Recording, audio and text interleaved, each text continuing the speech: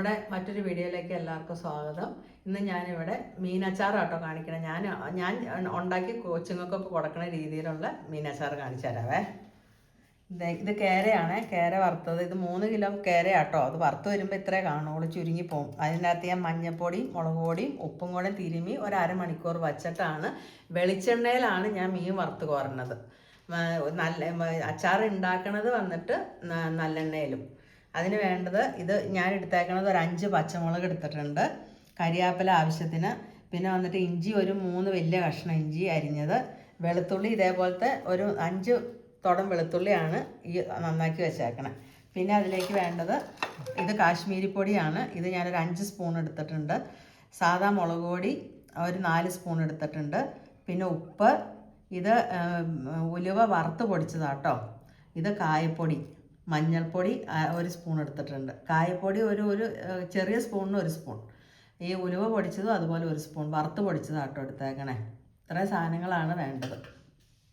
ഇനി വേണ്ടത് വന്നിട്ട് നമുക്ക് ഇത് ഞാൻ സ്വർണ്ണ നല്ലെണ്ണയാട്ടോ ഉപയോഗിക്കണം. ഞാൻ വർഷങ്ങളായിട്ട് എൻ്റെ മക്കൾക്ക് അച്ചാർ, ബീഫാണെങ്കിലും മീനാണെങ്കിലും അച്ചാറിട്ട് കൊടുക്കുന്നത് ഈ സ്വർണ്ണ നല്ലെണ്ണ വെച്ചാട്ടോ. നല്ല രസികനായിട്ട് ഒരു 5-6 മാസം എങ്ങനെയായാലും പുറത്ത് വെച്ചാൽ പോലും കേടുകൂടാതിരിക്കും കേട്ടോ.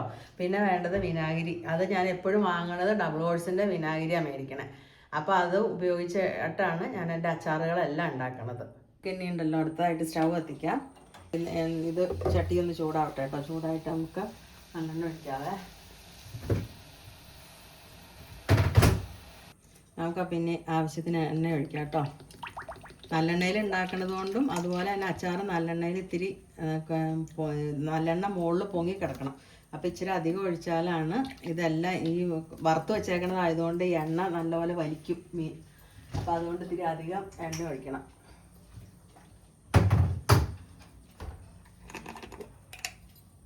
നമുക്ക് എണ്ണ ചൂടായിട്ടുണ്ട് കേട്ടോ. ഇത്തിരി കടുക് ഇട്ട് കൊടുക്കാവേ. 1 സ്പൂൺ കടുക് ഇട്ടാൽ മതി. കടുക് പൊട്ടിക്കൊണ്ടിരിക്കുകയാണേ. ഇനി നമുക്ക് അടുത്തതിലേക്ക് വെളുത്തുള്ളി ഇടാം. അത് പൊട്ടി കഴിയുമ്പോൾ നമുക്കിനി വെളുത്തുള്ളി ഇടാം കേട്ടോ. കടുക് പൊട്ടിക്കഴിഞ്ഞു അതിൻ്റെ വെള്ളം ഒന്നും വലിഞ്ഞു കഴിയുമ്പോൾ നമുക്ക് അടുത്തതിലേക്ക്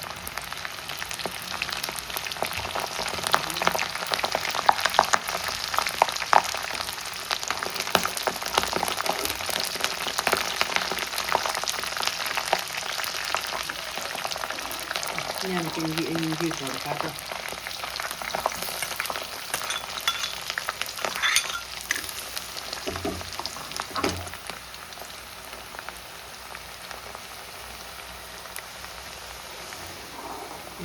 ഇതിൻ്റെ വെള്ളം ഒന്ന് വലിഞ്ഞു കഴിയുമ്പോൾ പതം ഒന്ന് അടങ്ങും കേട്ടോ. അത് കഴിയുമ്പോൾ നമുക്ക് ഈ പച്ചമുളകും കൂടെ ഇടാം.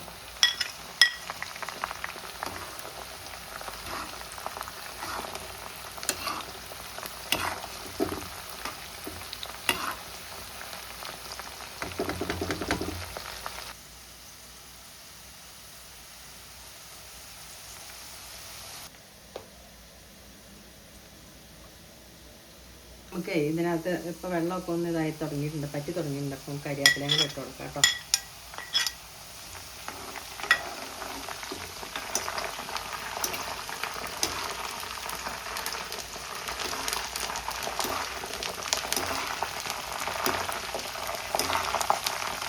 ഇത് വന്നിട്ട് എല്ലാം ഒന്ന് നല്ലൊരു ഒരു ചുവപ്പ് കളറായി വരണം കേട്ടോ. എന്നിട്ട് വേണം നമുക്ക് മുളക് പൊടി സാധനങ്ങളൊക്കെ ഇടാനായിട്ട്. ഇത് വന്നിട്ടുണ്ടല്ലോ, ഇതെല്ലാം മൂപ്പായി വരുമ്പോൾ പത മൊത്തം അടങ്ങും കേട്ടോ. അതാണ് ഏകദേശം അതിൻ്റെ ഒരു പാകം, ഞാൻ ഉപയോഗിക്കുന്ന പാകം. ഇതുണ്ടോ, ഇപ്പോൾ പത കുറഞ്ഞുണ്ടോ, പത കുറഞ്ഞു തന്നെ ഉണ്ടോ. ഈ മൊത്തം പത അങ്ങ് അടങ്ങി കഴിയുമ്പോഴത്തേക്ക് ഇത് ഏകദേശം ഇതുപോലെ മൂപ്പായി വരും. ഒരുവിധം നന്നായിട്ട് മൂത്ത് തന്നെ കേട്ടോ. ഇത് മൂപ്പായിട്ടുണ്ട് കേട്ടോ. ഇതിലേക്ക് നമുക്കിനി മുളക് പൊടി സാധനങ്ങളൊക്കെ ഇടാം കേട്ടോ. തീ ഒന്ന് കുറയ്ക്കണേ. എന്നിട്ട് വേണം, സിമ്മിലാക്കിയിട്ട് വേണം കേട്ടോ. എന്നിട്ട് വേണം ഇതിൽ മുളക് പൊടി സാധനങ്ങളെല്ലാം ഇടാനായിട്ട്.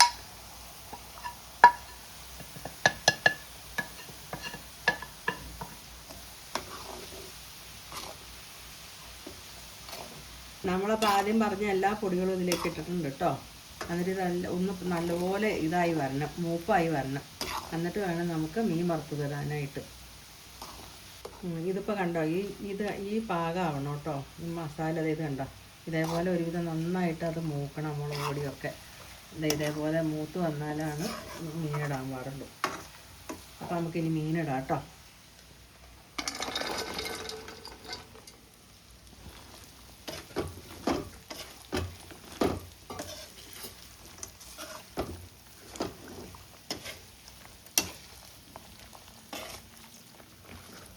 ഇതിനകത്ത് കിടന്ന് നല്ലപോലെ എല്ലാം ഒന്ന് മിക്സായി വരണം.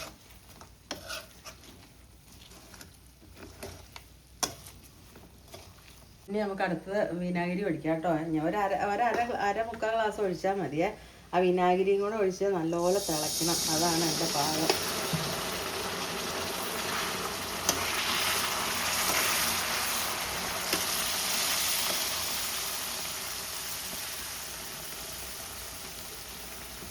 ആ വിനാഗിരിയിൽ കിടന്നിട്ട് മീനൊന്ന് ഇതാവണം, അപ്പം കേടാവില്ല. വിനാഗിരി ഒഴിച്ച് നല്ലപോലെ ഒന്ന് ഇതായി. അപ്പോൾ അച്ചാർ ഈ പാകത്തിനായിട്ടുണ്ട് കേട്ടോ. ഇനി ഇത് നമുക്ക് ഗ്യാസ് ഓഫാക്കാം.